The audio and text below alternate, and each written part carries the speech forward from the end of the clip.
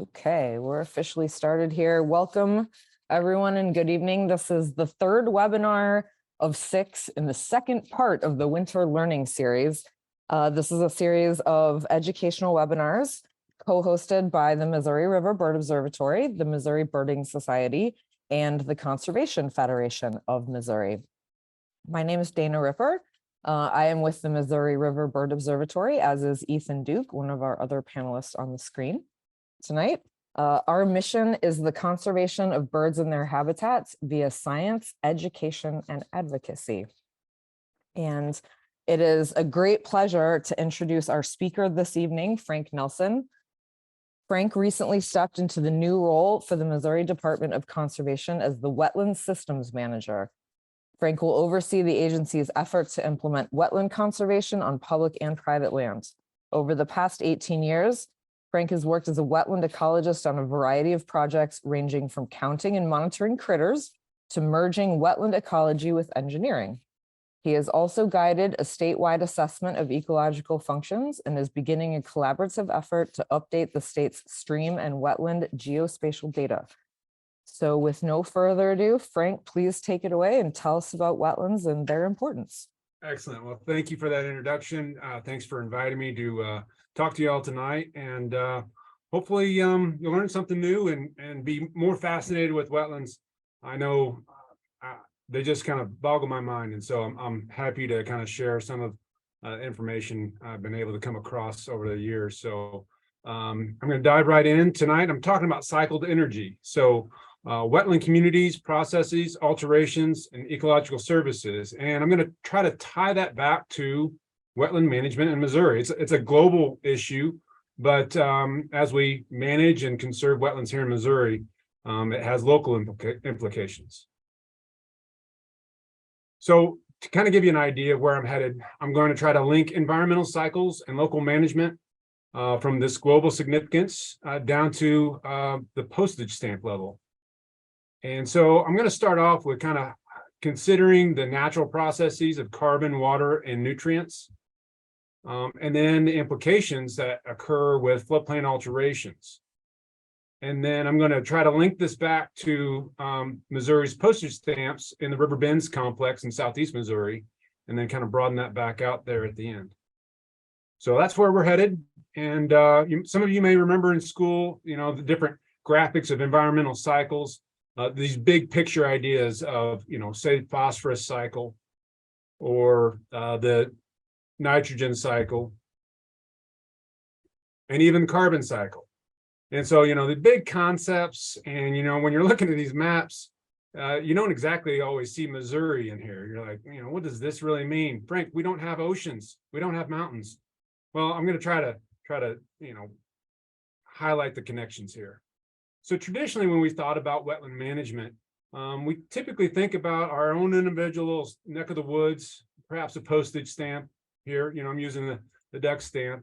But when we think about wetland management, we're often thinking about manipulating water, the soil, and the vegetation to produce a range of desired conditions throughout the year. The reason why we're doing that is because we're trying to provide food and cover for a range of species. And ultimately, this often leads to better quality recreational opportunities. And so over time, really, we've been increasingly considering it's not just our little stamp, but how does our complex of stamps or wetland management areas all fit together? And so really trying to think about the broader context and connectivity. So where do our postage stamps fit within watersheds? How do they fit within various stream orders, whether it's up in the upper watershed or further downstream in or bigger tributaries?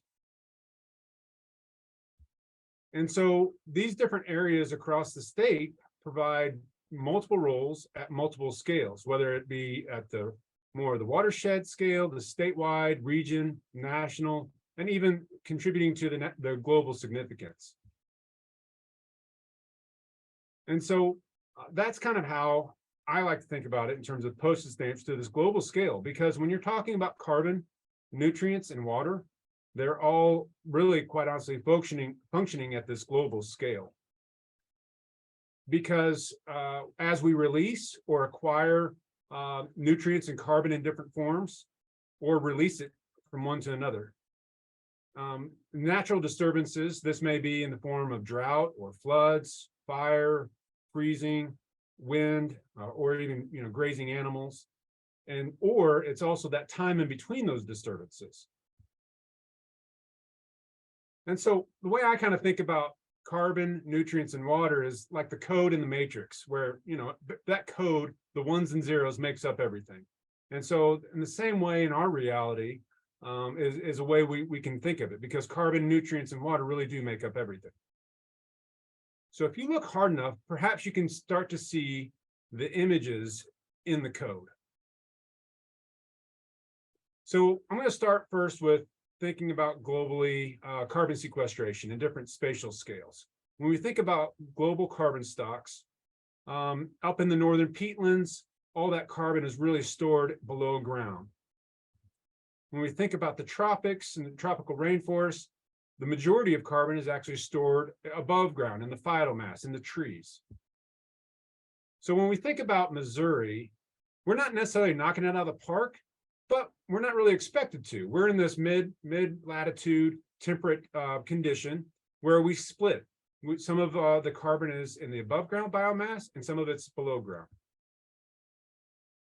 When we think about our floodplains and our mineral soil floodplains, essentially, a lot of our large river systems store the carbon in the phytomass, basically in the trees.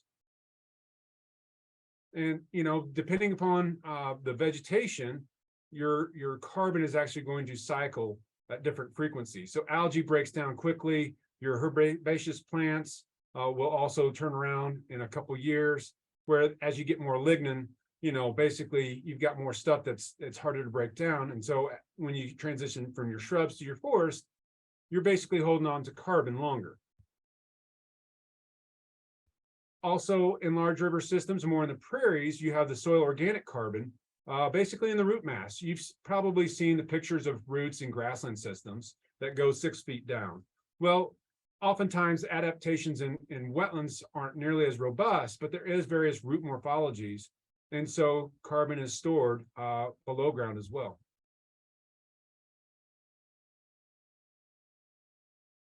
And it's less in forested systems, just in terms of how those plants allocate, carbon. When we think about organic soils in Missouri, we often don't, but there are a few places that it does exist, and that's in these groundwater discharge wetlands. So springs, your fens, this is where permanently saturated soils actually slow down the decomposition so that organic soils accrue over time.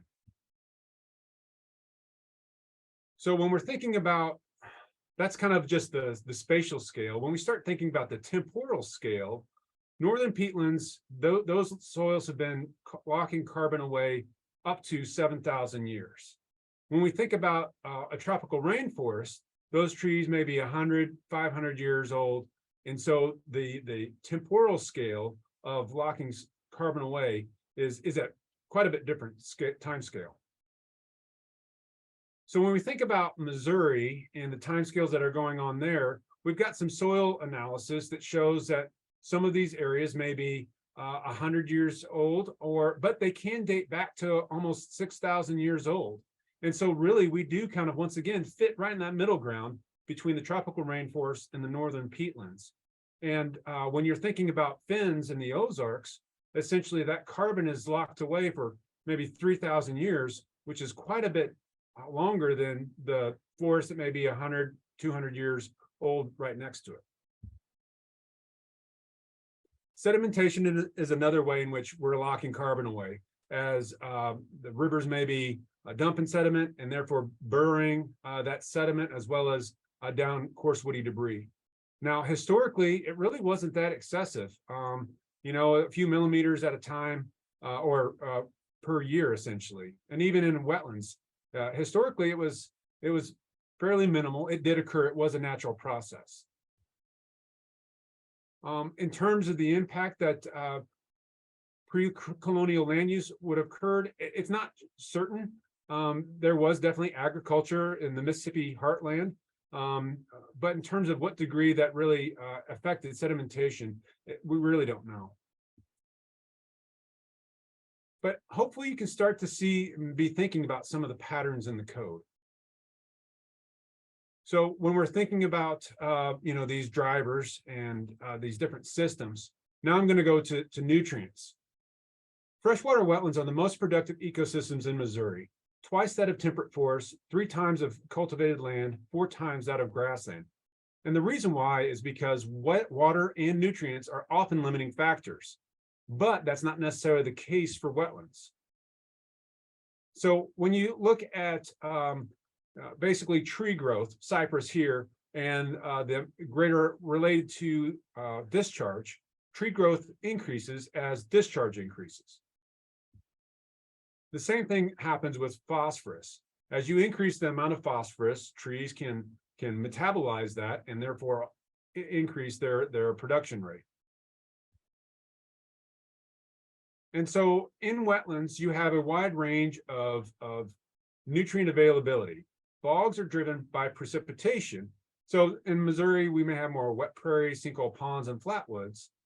But then as you get more connectivity, freshwater marshes, for example, that are periodically connected to overland flow, your nutrient availability from offsite increases. And then if you go to, say, the coast and you're thinking about tidal marshes that have that estuary that comes in and inundates multiple times a day, you just get a lot more nutrients, and therefore that increases plant production as well as decomposition. So when you're thinking about a bog, these are stagnant systems, but as you transition into a fen, you get more water flow. And that's the same thing with freshwater marshes and swamps. So hydrology is really important when it comes to nutrient availability.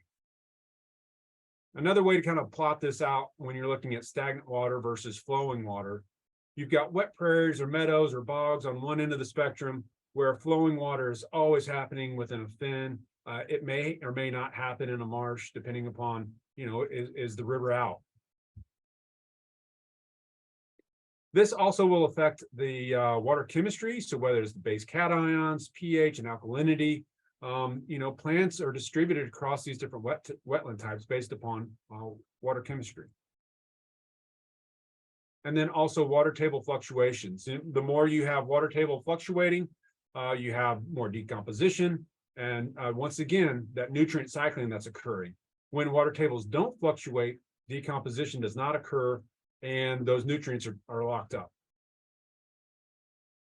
So another way to kind of look at this on this different time scale or gradient essentially is stable water levels. Bogs and fens are typically don't fluctuate nearly as much as marshes or even wet prairies that might be inundated just briefly, but then dry up early in summer. So really, when you think about productivity, there's a sweet spot where you've got these areas that are slowly flowing, that are seasonally connected. That's where you're going to see the most productivity.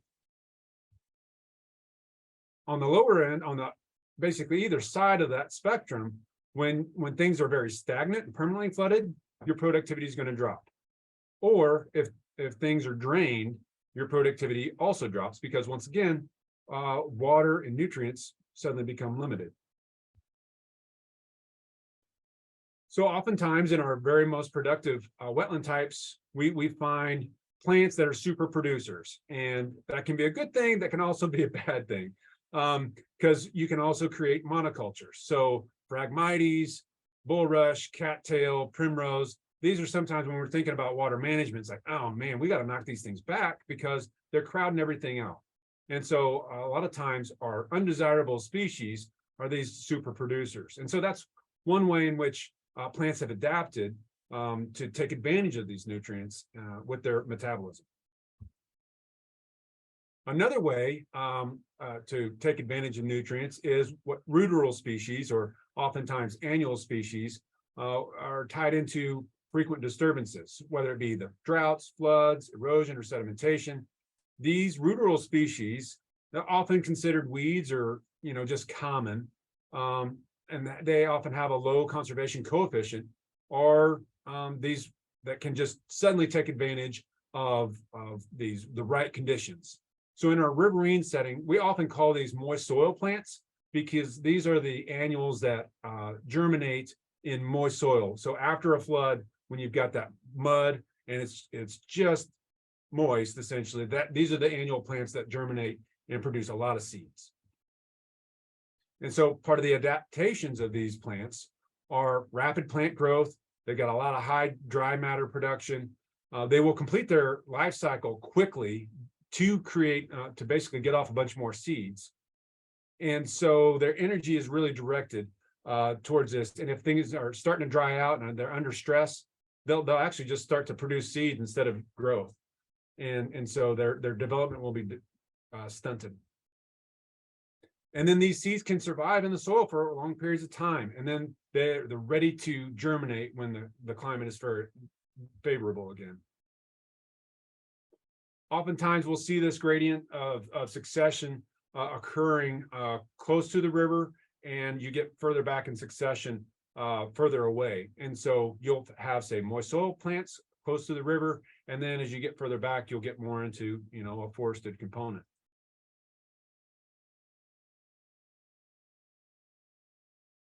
So one way to kind of look at this in terms of, say, a bottomland forest in southeast Missouri, you've got pin oaks that are less flood tolerant.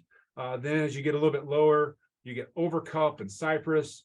And then those really saturated areas is where you've got the moist soil or early successional species. And then those spots that stay ponded or, most years, but may dry out every now and then, that's where you get more of the aquatic perennial species. So in 2012, even along the Mississippi River, you could see moist soil productions along the sandbar. As that water was dropping out, those moist soil conditions were just right, and the seeds were there. Now, historically, when we're thinking about plant production and nutrient cycling, nitrogen was limited during the growing season because the plants are just tying it up and using it up. It would only become available again when those plants would senesce and start to break down and decompose. And so denitrification would happen when carbon and nitrogen was available to those microbes and essentially occur in the winter. Now, I borrowed some slides from another presentation that kind of thinks, when you think about this a little bit in terms of annual plant production across years. Wild rice is an annual aquatic plant. The Ojibwe tribe has cultivated this for years, and they've got a great understanding and relationship with this plant. And so this plant goes through booms and bust cycles. Year one, they utilize nitrogen in the soil, and this plant really grows and provides a lot of seeds. In year two, there's a bust in those wetlands, and so the Native Americans would go to a different wetland because they knew that second year was going to be a bust because all that nitrogen was tied up in the plant, and it would take time to break down. It would take time for the plant itself to break down and for the microbes to make it available. And then year 3 or 4 would be more of a partial plant production. And so the microbes will be working it down, but some of the nutrients would be available. And then you needed to have the right water level and temperature conditions for the plant to germinate.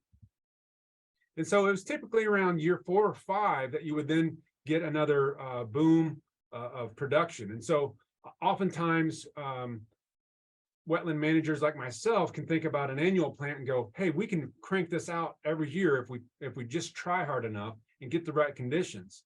Where if we kind of take a look back and think at the nutrients and really the time scale in which it takes for everything to work, really we need to be thinking longer terms. Even if it's an annual plant, it may be more on a 4 to 5 year scale.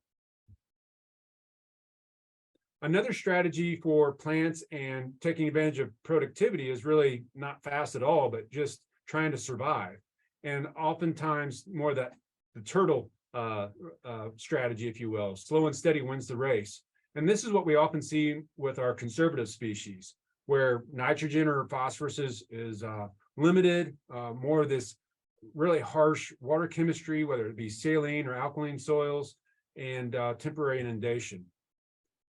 And so when we see nutrient poor conditions, plants will often have lower leaf nutrient content, slower photosynthesis, and a longer leaf lifespan. And that's basically in these harsh habitats where, you don't have to be quick. And actually, being invasive species have a hard time getting a foothold there because of these stressful abiotic conditions. So if you think about nutrient stress versus nutrient availability gradient, oftentimes where there's shorter statured plants, less dominant, greater diversity, these plants are just surviving. So this is the mosses and the sedges. Where you have more increased nutrient availability, you get more dominant grasses, these plants that grow bigger and shade everything out and basically can compete for light. And then you get into more of the increased shrubs and trees that can really take advantage of the nutrient availability. So if you think about, here's a picture of a karst fin and rough hollow, these harsh conditions. You can see right here, we've got a wide range of plants. We've got mosses, we've got sedges, a lot of diversity in a small amount of space. And even in these locations, you can see that cattail, which can also often become a dog hair stand, can actually play nice with others. And so when we think about just kind of the sweet spot here in the middle with fins, these species often have higher conservation coefficients, whereas with freshwater marshes, you're starting to get lower conservation coefficient, more general species. Here in Missouri, we're on the northern end of the lower Mississippi alluvial valley. And so we kind of at the northern extent of some species. So some are really cool here in Missouri, but they're more common further south. And then, so that's just kind of water nutrients. But another little wrinkle into this is how critters kind of contribute. We don't often think about this because it's just, well, it's another wrinkle of complexity. But we do acknowledge that critters often follow disturbances. They create their own disturbances, as well as contribute to the nutrient cycling, as well as influencing soil characteristics. So oftentimes, myself included, think about critters living in wetlands, but often they can also shape them. So to kind of give you an example from a grassland perspective, we often acknowledge that fire really helps with grassland diversity, but bison were an important role, and we're part of that process in terms of contributing to diversity on grasslands. And that's because, they can structure and influence the plant species richness.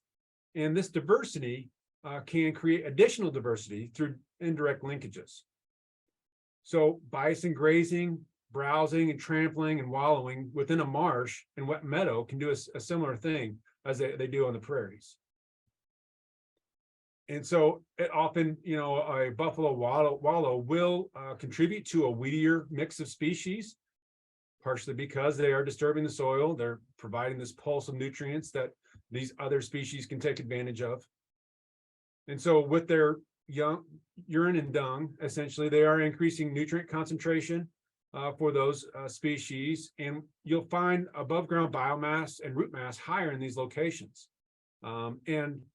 You'll see that even on these prairies, essentially, they are providing a little bit more biomass because of that extra pulse of nutrients. They are also contributing to soil disturbance. And so these are locations where annual forbs and grasses can occur within a tall grass prairie. These small scale disturbances basically increase light and nutrient availability, soil compaction. Along the wallow's edges, you may have 2 times the amount of above ground biomass. So once again, you can kind of see these processes occurring. And in relic wallows, you'll have a dominance of sedges because you got that soil compaction, therefore a little bit longer inundation. And so bison would have dispersed and used these annual plants across the prairies. And another interesting research that Dr. Mueller has found is that potentially indigenous people followed the bison trails to water and encountered these annual plants and realized, hey, there's a lot of hard seeds out here that are nutrient rich, and began to cultivate them. And so the first crops, goosefoot, sumpweed, erect knotweed, have a history of being cultivated. But these plants were those that responded to the disturbances that bison made.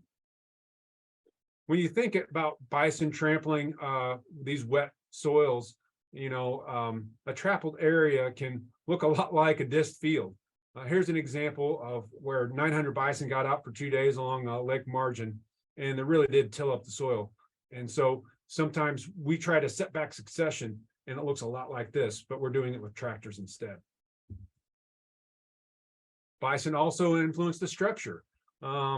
Basically, they can decline shrubs and woody cover by breaking it down, unhorning and breaking the branches. Now, the spatial dynamics, bison use the landscape differently than cattle do. They'll forage further away from water. They don't like to hang out in the low elevations and woody vegetation. And so what it does, it allows for increased plant diversity across prairies and allows that shrub cover to occur in riparian areas. Temporal dynamics are also something that would have influenced the prairies and the wetlands. Basically, in wetlands, these are what's basically in the later summer, early fall is where those plants are still green because of that added moisture, and also have higher protein. And so that works out well for the bison to forage for winter fat storage. So I'm going to transition from another critter more out of the grasslands and into wetlands. Beavers are also known as ecosystem engineers and can influence nutrient dynamics as well. Lack of prevalence today in Missouri has minimized probably the recognized geomorphic influence they had on Missouri's rivers and streams. And they really, in terms of thinking about scale, were influential in the 0 to 3 order streams. So these are the smaller headwater streams. And they would have used larger rivers as drought refuge. And so they would have occurred there, but the real impact would be on the communities in these smaller headwaters. So if we go back to this karst fin, thinking about the ecological dynamics of soil saturation, basically no oxygen, nutrient stress because that flowing water is pushing any nutrients away. These are just tough conditions to grow in. And so we would have had short-statured, slow-growing communities in this location. As you get further away from that groundwater discharge, you would have had increased nutrient availability because of decomposition, and then so you get this more robust growth and shrubbier vegetation community. Well, beavers also like running water, and when you throw them into the mix, they can shift the dynamics in a totally different direction. Essentially what they do is, of course, they like to dam things up, so they increase ponding, so those nutrients suddenly become trapped. Also, because of more nutrients and also the silts and organic matter are trapped, you've got greater growth. And then because of that growth, you also have some greater evapotranspiration occurring. And so you get more general wetland species. So you can see how beavers suddenly shift the community to something totally different. We think about what would have happened across the landscape. Here's just an example of a upland drainage way. If you throw a couple beavers in there, suddenly you got a bunch more beaver dams, and then you're going to be ponding water in these channels and these little side channels. You're increasing the water table across that floodplain. So as you're increasing water and backing water up, suddenly you would have these different secondary channels or anabranching channels. With beavers impacting the forest, you would have increased a spatial heterogeneity and just really made the nutrient dynamics quite complex. And there's still places in the Ozarks today that you can see glimpses of this past in certain locations. And suddenly you see a mix of habitats. You see some shallow water, you see mud flats, these moist soil annual plants that would have been there, as well as a mix of perennials, and as well as the shrub scrub and the forested further back. Beavers aren't the only critters to create their own nutrient dynamics. If you think about what a million ducks will do on an area every day, they also create pulses of nutrient loading, which has been documented in the literature. They can, increase nitrogen and phosphorus significantly on what's entering in a system. And as they're depositing nutrients, they're also disturbing the soil as they're looking for those seeds and bugs and consuming those nutrients as well and transporting them onto another wetland complex. And this is just scratching the surface, quite honestly. If you think about the herbivory that's going on with grasshoppers or the mortality that occurs as wetlands dry out and fish get stranded, or even what crayfish can do with soil mixing, you know, there's a wide range of critters that contribute to nutrient cycling in these systems. And those are the ones we can just see, not even the ones that are invisible to the naked eye. The soil microbiome is critical in soil and in nutrient cycling. Luckily, wetlands have a wide range, and once again, it's just like above ground. There's a lot of diversity going on, and so the PFLA is a metric that we use when we look at soils. And the wetland communities are just, you know, very diverse. And so it's important to think about, you know, water and nutrients are flowing through these different habitats in different forms, whether it be the soil and the vegetation. And various plants have different adaptations to take advantage of the availability or lack thereof of these nutrients. And then animals themselves play an important role in distributing these nutrients or carbon, quite honestly, over time and space. So I don't know about now, but hopefully we're seeing some patterns, maybe in the code. So now I'm going to kind of go back to linking this to the postage stamps. And we've got a lot of dynamism on how things should work or did work, but then we throw us in the mix, and we have a tendency to try to overcomplicate things and really alter things. And now I haven't really thought about the implications. So Missouri's floodplains are relatively narrow strips of ground, and they're flat and fertile, and we've used multiple streams of income to change them. We've overpowered our natural features with engineering, whether it be for navigation, agriculture, or urban development. And really the first thing that we did was we removed beaver off the landscape. Very few colonies remained in Missouri in the late 1800s. We actually introduced some from Minnesota in the early 20s or the late 20s.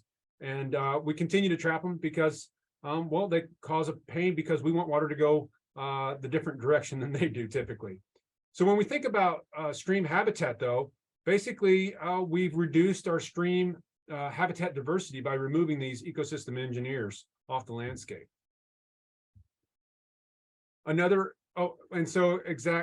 So if we look at the past landscape and the current landscape, we've got less carbon stored, lower water tables, and essentially less heterogeneity. We've also drained a lot of our wetlands. And so Southeast Missouri is a great example in which we've drained a vast part of our floodplains for other purposes.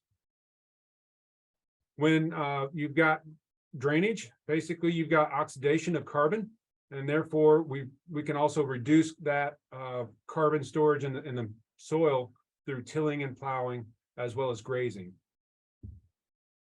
And when we apply nutrients, that's another thing. Basically, that's the food in which the microbes then can eat the carbon and further break down the carbon stored in the soils.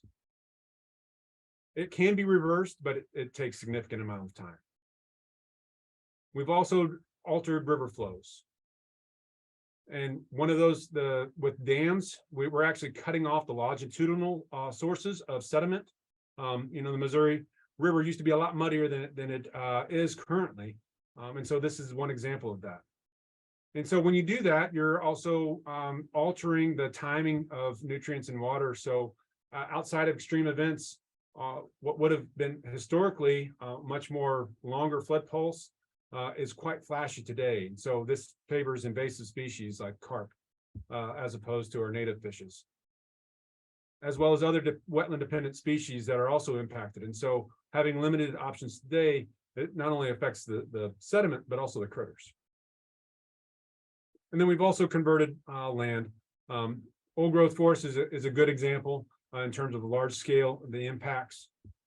And of course, this influences directly what's there in phytomass or that above ground carbon storage. And so land conversion has definitely impacted what we see out on the landscape today. Also, you know, the increase of CO2, increasing temperatures, extended growing seasons, and excess nutrients, that's the very thing that trees need to grow. So in certain places, our wetlands are experiencing woody encroachment.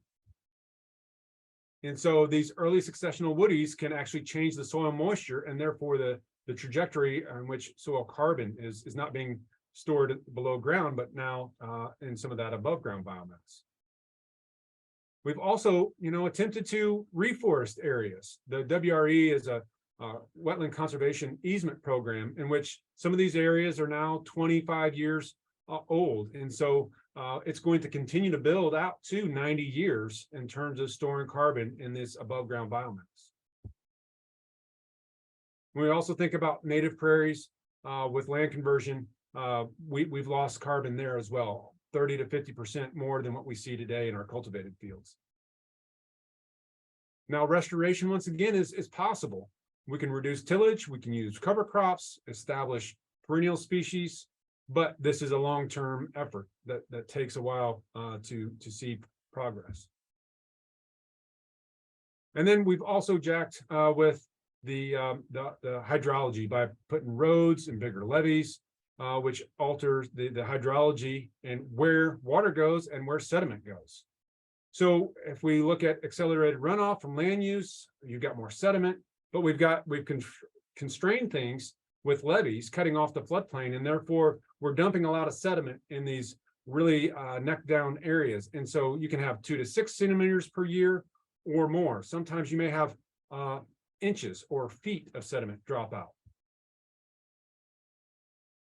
For example, this was some research done on the Mississippi River Bachelorland, where you see a 300% increase from what the historic extent was. And it varies depending upon which tributary you're in. You know, there's some areas just have more sediment coming off than others, and that has a lot to do with the geology.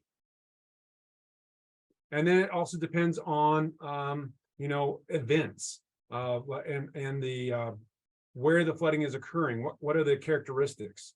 So the New Madrid floodway, we saw a lot of scouring in certain locations and there also deposition near levee breaches. So where did the river punch a hole, or where did the core punch a hole? And then where were the erodible soils? And did it have to do with a legacy landform, like a ridge in which water suddenly was pouring over? And was there a lack of woody vegetation to anchor that soil and slow the resistance?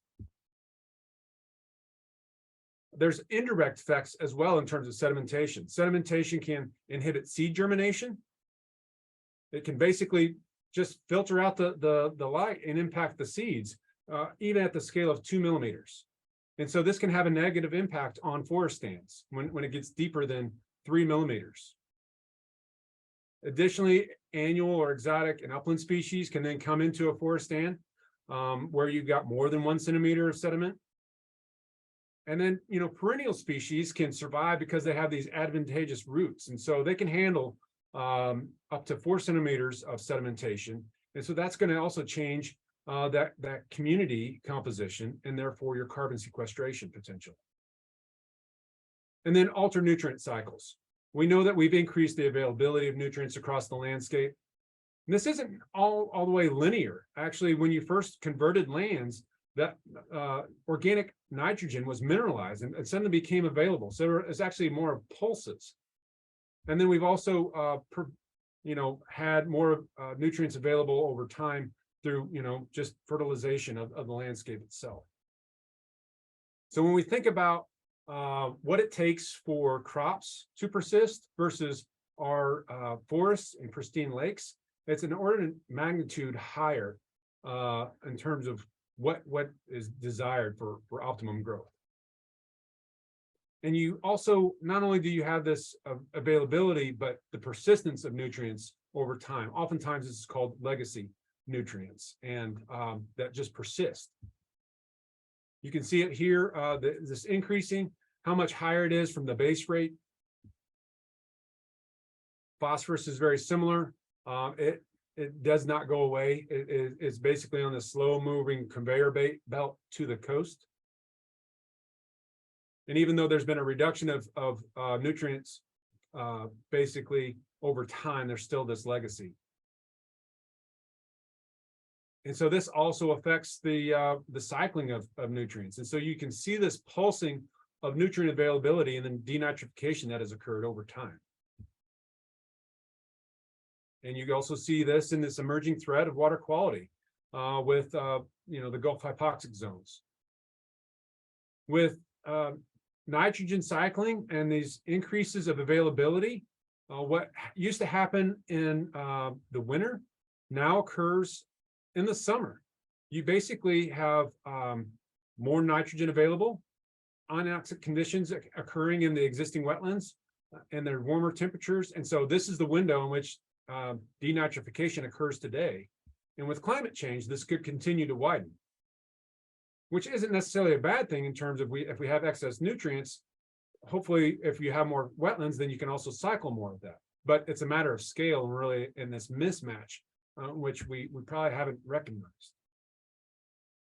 And what this does, it really does shift your plant community. This is a really cool study that occurred in Iowa, where you saw a reduction of submergent plants as phosphorus went up, and then clarity would also go down as you had algae really respond.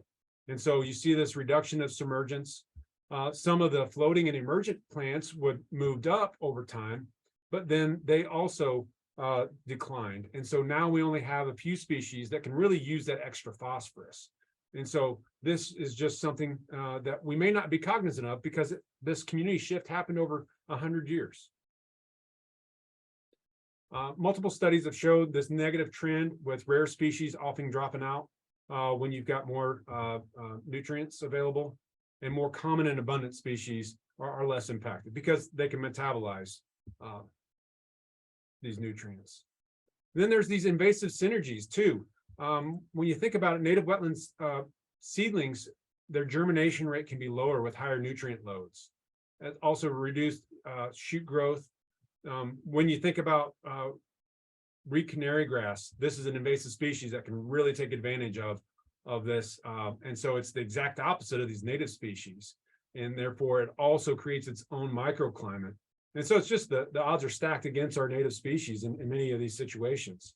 And this is even what we just can see on the surface. There's also threats below ground too. There's decreased microbial diversity with excess nitrogen. Plants also can host more viruses with excess nutrients, and then and viruses as well as fungi as well. Now, I don't want to end this on a bad note, because there are ways to increase complexity and ways to interact with our natural systems. Polyculture is a cool way to kind of look at it, especially with wetlands. There's places where you've got rice, fish, and ducks that all work together, and some really cool examples in these agroecosystems where you can have food production as well as efficient use of nutrients, thereby reducing the need to use fertilizers. And so as you maintain the soil nitrogen content, by reducing these critters, the ducks and the fish can help reduce the weeds and the need for herbicide use. And also they help promote decomposition. And it's really a complementary nitrogen use for a variety of agricultural products. So hopefully you can see that the code is messy, but we're getting close. But there are patterns that we can see within this code. So now, the current condition that we have in existence here in Missouri is we're dealing with unbalanced cycles, and there's a legacy of fragmentation. It's oftentimes we think about critters in terms of fragmentation, but it also exists with our carbon sequestration, nutrient cycling, and hydrology.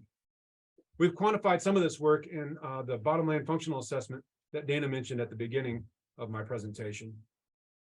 And this is really a reflection of the thought processes and planning that us at the department and others have in terms of how we think about wetland ecology and the extent in which our postage stamps really contribute to the global scale. And so this assessment really kind of helped us quantify changes in some of our ecological services. So carbon and nutrient cycling being one of those. We really have lost high capacity for carbon storage and denitrification. It's bumped up a little bit with phosphorus retention. So as I noted, there are some gains in terms of nutrient loading, but we really have lost the high capacity of our wetland environments. As we've levied off and farmed our river bottoms, it really does vary depending upon where you are in the landscape, which region of the state you're in terms of the amount of loss and the continued existence. I'm going to go down here to the Mississippi lowlands. So right here in this that 2 million acres of the state, there's a lot of farm ground, and so we've lost a lot of that carbon sequestration potential. However, if you look at the locations right next to the river, there's greater space for water to spread out along the lower Mississippi River floodplain. And so you'll see actually here in this graph that actually we do have a high amount of habitat for water to spread out. And this is where, it's great potential for us to work in the right place. And so flood frequency and duration, these are the areas that are flooded most frequently along the Mississippi River. And we could continue to add and increase our impact by adding more trees and time to maintain this connectivity and therefore this nutrient cycling and carbon cycling. Also, this is where sedimentation often occurs. And so this is where we are most likely to retain phosphorus for longer periods of time. Same thing with denitrification. This is where the microbes are, the plants, and the hydrology are. And so this is where that nutrient engines are churning. And we've got a neat complex of public and private land. We've got 10 Mile Pond, Donaldson Point, Big Oak Tree, Black Island, as well as WRE on private land that are all playing this role in ecosystem services. And so thinking about these postage stamps, they're providing this neat complex of wetland habitat that are also contributing to nutrient cycling and carbon sequestration. And so when we kind of look at where they are in the landscape, it has to do with this unique landscape setting, this land use history and alterations, but then and how they can contribute to different capacities with carbon, nutrients, and water. And collectively, it does add up, and it plays a part.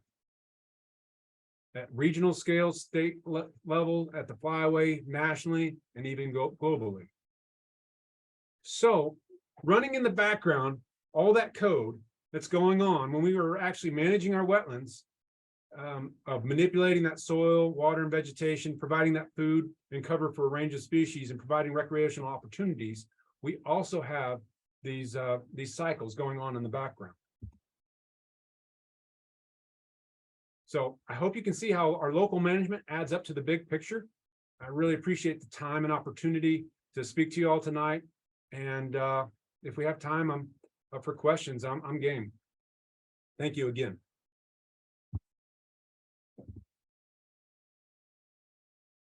Thank you, Frank, very much. I like your matrix reference as well.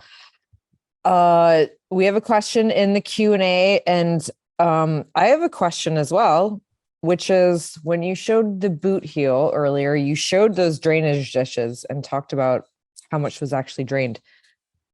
My question is basically, where does that water end up, and how do the nutrients that have run off in that water affect the downstream vegetation? So I guess I'm picturing something like the boot heel is draining into a cypress swamp where the tree growth is incredibly fast. Is that? Yeah. I mean, the whole point of Little River Drainage District is to get water to Arkansas as quickly as possible. So yes, when you go down to actually Big Lake National Wildlife Refuge, and the Arkansas WMMA is down there as well. That's where a lot of that, about 1 million acres, all dumps out. And so over the years, even though Big Lake was one of those sunklands that occurred from the big Mississippi River, that earthquake, it just dropped out. There's a high degree of sedimentation that has occurred in that basin. And yeah, and so you'll see that in the sediment, how shallow it's become. But yeah, there's a lot of trees down there. Granted, you know, there's also oh, I want to say some giant cut grass.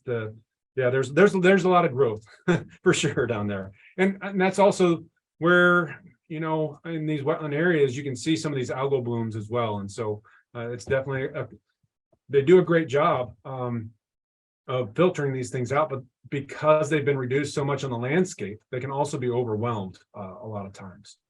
And so the capacity, phosphorus is one of those things that, like I said, is a slow moving conveyor belt downstream. Wetlands can actually top out and begin to release phosphorus back into the water. And so whereas nitrogen is more cycling because it's going up in the atmosphere, over time, wetlands can also begin to start to release phosphorus if their capacity is maxed out. Thank you. So our first question from the audience from Everett here is, how do wetlands affect underground aquifers? Yeah, great question. You know, it depends on the soils, you know, what kind of where are those aquifers? How shallow are they? In our big river floodplains, you can see actually in the sandier soils are really tied to the river. And so those areas are tied potentially to some of the groundwater aquifers as well. Whereas more of your back swamps or abandoned channels that have clay soils, maybe slowly and really just over the series of months, releasing water back to those aquifers. You'll actually see this. I think this was some research out in Nebraska, was in severe droughts, those things will dry up essentially, and then you've got those cracks between the clay layers. You'll see those really cool pedons essentially, where it looks like, yeah, just cracked marble essentially. And at those times, when you get a big rain in after a drought event, that water will go immediately to the aquifer. And then whenever the clay spreads back out from being saturated, it'll lock it out and therefore cut the aquifer recharge from occurring. And so, you know, the hydrology of these things are very complex, and it all depends on the soils, and then where that aquifer is in relation to the geology. So I wish I had a simple answer, but with wetlands, there never is one. Here's a comment from Retta that you might want to comment on, Frank. We live above a wetland that used to be a pond. Tragedy happened in the pond. They removed the dam. The wetland has reed canary grass and a few cattails. Reed canary seems to be a big carbon holder. Yeah, no, it definitely, it'll create its own root mass and just kind of keep building so it'll trap sediment and it'll trap nutrients and continue to grow. That one of the things that sometimes people are doing actually is taking those things and like using it and exporting it off site. So instead of like keep going downhill, if you kind of move it back uphill, those nutrients can then kind of be sequestered and takes a longer time to get down to the Gulf. Sometimes I believe this is in Minnesota or Michigan, they're actually scraping out wetlands so that it has a longer lifespan. So and sometimes these are those reed canary grass locations, and they're just using that fill for well, the variety of reasons that you might need to use fill essentially. So that's one example. But yes, with cattail and nutrients, you'll even see like over in Illinois, Phragmites is another one that it can. When you see frag or cattail and dog hair stands, you're like, yep, there's definitely nutrients coming off of something. And so it's one of those things that those plants also like to keep their feet wet. So it's really hard to beat back. There is some with reed canary grass, it seems like winter severity kind of keeps it from being a problem further south. And so I've seen it in cool, wet years really get an advantage because it's a cool season grass. cool wet years, it really can expand on an area. So if you can beat it back in a drought year, that's great. Just knowing you might have to, keep an eye on it during those cool wet years when those come back. So the Wisconsin Wetlands Association has a great recommendation on controlling reed canary grass, and how they also have a list of species for native plants to help try to replace reed canary grass. Yes, exactly. Yep, everyone, I put the website for the organization that Frank just mentioned in Wisconsin in the chat. If you just Google reed canary grass management considerations, I think it'll pop up. They have a nice PDF from 2009 that's really handy. Frank, Dan is asking, what percentage of Missouri is currently categorized as wetland, and what was it historically? How has the decrease led to a decrease in total bird numbers and or bird species? Oh man, that's a great question. I think historically we had right around probably 5 million, 5 million acres of wetlands historically. And so if you think about that, there's 25 million acres out of 44 million that was in the floodplain itself. And then so we had, a small piece of that, say 15% of Missouri was wetland historically. The best hard number I can give you is there's 640,000 acres of wetlands back in the 90s. This is a national report, but I know we've lost some of those acres. Wetlands that were back in the 90s are now bean fields. However, we've also gained wetland acres, 160,000 acres with WRE, that Wetland Reserve Easement Program.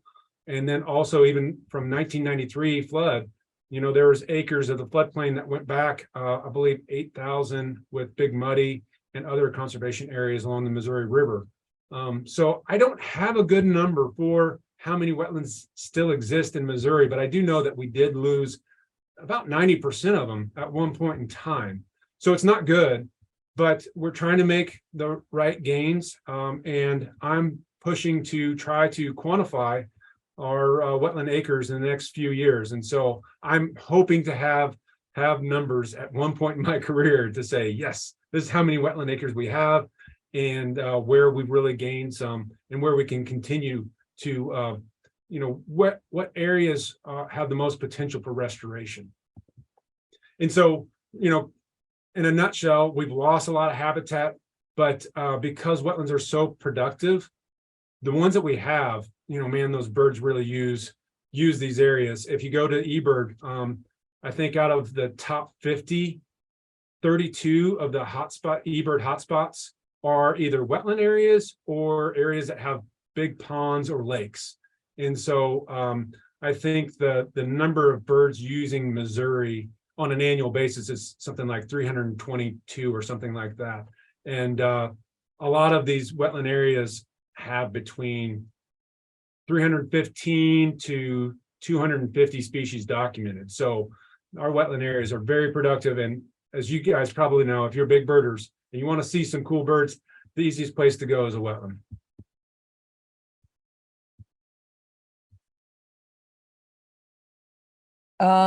So related question, and then I'm going to jump over to the ones that are in the chat that are also related. But this one from Kirsten is there a percentage goal for wetland area conservation?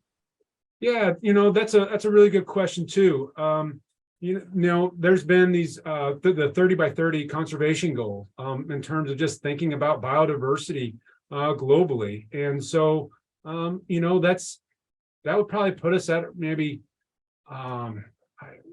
probably 2 million acres. And just something recently, it'd be kind of cool if we could, if I knew where we were first, is really the first baseline, and setting a good goal of knowing where you're at. And so that's quite honestly why I think it's important to first try to map out where wetlands exist so that we can then try to set a goal. But, since these areas really do carry a lot of weight when it comes to ecosystem services, I think that's a reasonable goal, the 30%. But over the years, there's also been just 15% of our watersheds in itself is another goal that has been thrown out there with thinking about Gulf hypoxia. If we just had 10 to 15% of the landscape set aside for wetlands, we would probably be able to meet a lot of our standards. So anyway, for a couple round numbers for you, that's what I got. Frank Bob says, great discussion on the value of wetlands to agriculture and our natural resources. How can we convince municipalities and urban developers that wetlands have greater value to them if left undisturbed? Yeah, no, that's a great question too. It's all about the different connections. Our agricultural landscapes have their role in terms of slowing water and can basically trying to allow space for water to spread out.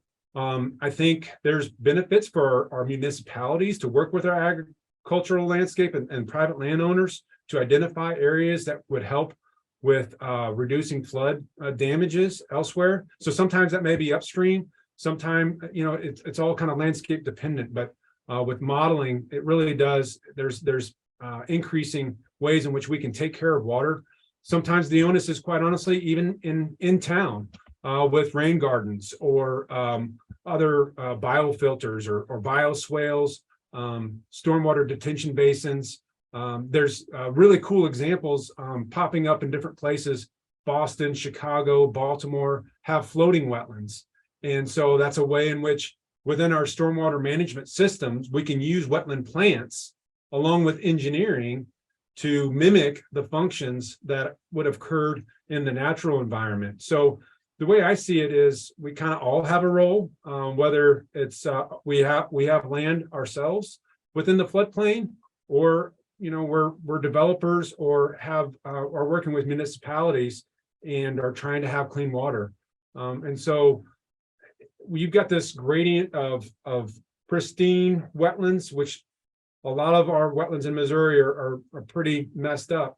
The pristine ones are just these little tiny postage stamps. They're literally maybe just a few acres or maybe even the size of this room, where everything else has got some degree of alterations, which still have value and can be productive to these engineered conditions that may not meet the criteria of a wetland in terms of having hydric plants, hydric soils, and inundation period, but it might have one or two of those things and be like a rain garden.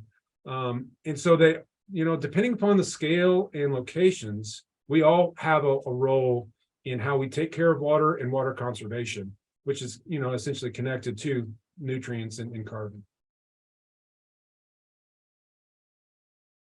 And there's another thing to just highlight. There are various industries that are wanting to do the right thing. And so there's emerging ways in which we can have different conservation easements, or companies can pay to do conservation for wetlands. And so that is a bright spot. And I think the more we can try to make these connections with different landowners or companies and our urban areas and individuals, the better. I mean, that's how we got up in this mess in the first place, is we weren't thinking about the connections. Frank, a small addition to that, there's also good public policies that do not incentivize Absolutely development on wetlands. So I think it's important that folks are cognizant of those and aware that we probably shouldn't be using taxpayer funding to subsidize private development on our floodplains. And here's a great, I think it looks like maybe we have a last question. Kathy Sue says, can you give an example of how current understandings are being used to affect a positive change? So I think that came in a little, maybe 15 minutes ago, Frank, and it was while you were still discussing data and the current understanding and strategic planning. Yeah, I mean, I'll give you an example with the WRE, the Wetland Reserve Easement Program. It's also the way we developed wetlands 60 years ago, even on public land, was, hey, it kind of came out of, so Duck Creek was developed in the 50s. The 30s and 50s was those were decades long drought. So we were freaking out because everything was dry. There's no water for waterfowl. And so we just needed to throw up levees to pond water. And that's how we developed our wetland areas. Quite honestly, if you look at them from Google, there's these big squares. We weren't thinking out water would flow across the landscape. And even some of our early, even in the 90s, our wetland development was trying to just make as much water spread out as possible.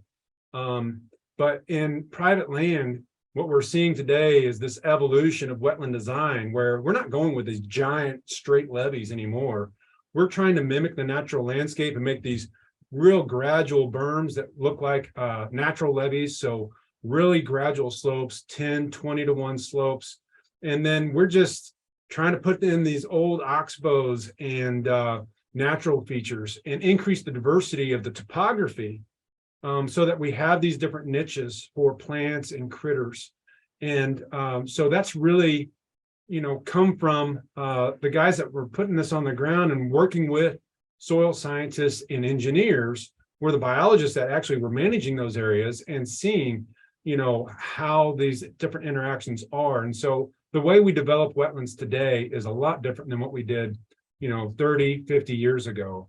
And so is a great example of that, and trying to be cognizant of how our engineering really does work with the landscape. How does water want to go and flow through, and how can we spread that out, slow it down, and reduce the damages, even to our own infrastructure.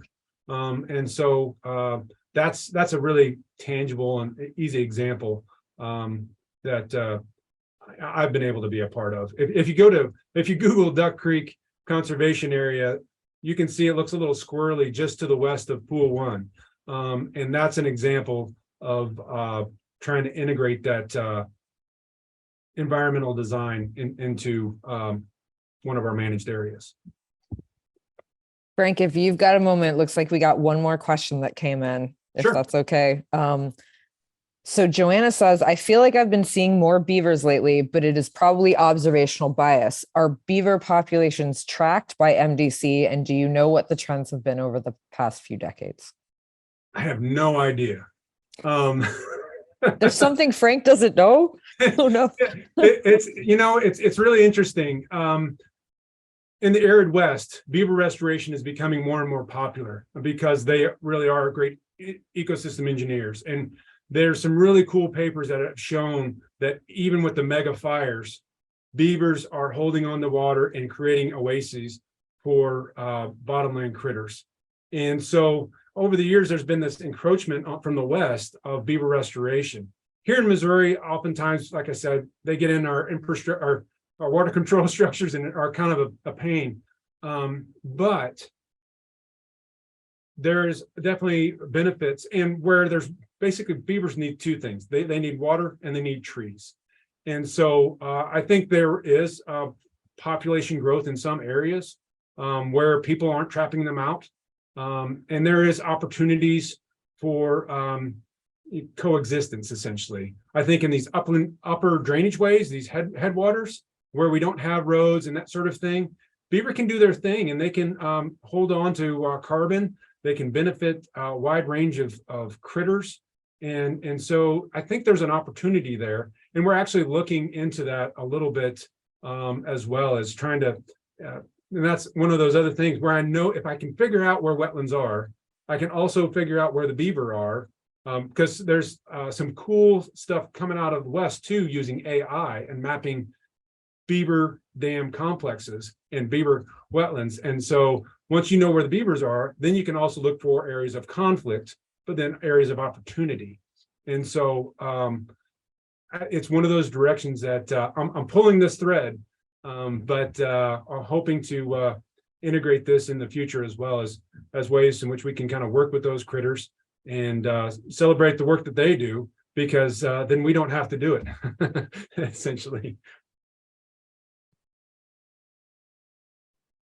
All right. Any more questions, anyone? You got a lot of compliments in the chat, Frank, especially for your graphics and how those helped folks understand the concepts. Excellent. Good deal. Well, I really appreciate the time. And for me to be able to share this information with folks, it's, hopefully I converted a few. And if you already love wetlands, awesome. All right. I guess we'll end then. Frank, so much. Thank you. Yeah, no, thank you guys. Appreciate it. All right. Good night, everybody.